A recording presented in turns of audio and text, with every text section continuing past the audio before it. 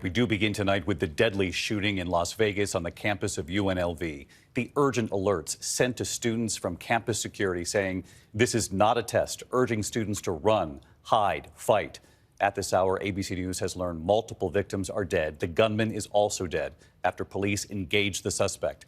The first calls at 11:45 a.m. local time there, law enforcement rushing to the scene. The shooter reported to be at the business school building and later at the student union nearby. Officers from dozens of agencies wearing body armor on the campus, the now familiar sight. Students with their hands in the air, heavily armed officers running past them. Students describing the fear, their calls to parents and family. Many of these students were in final exams just before the holiday break, set to go home to be with their families. ABC's Will Carr leading us off tonight.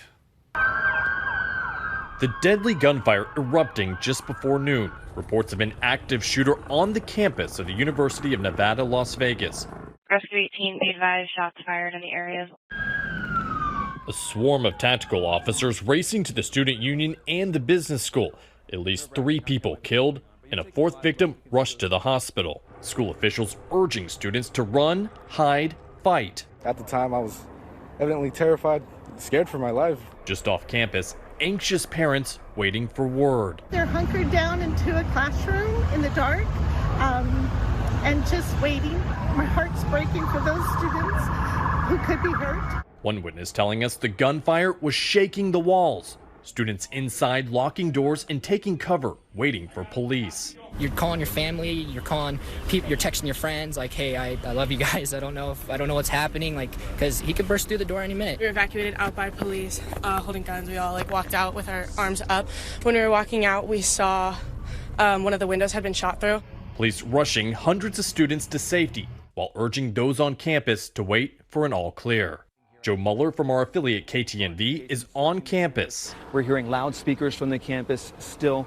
They're saying students need to stay in place. So as far as we know, some students are still inside of their classrooms.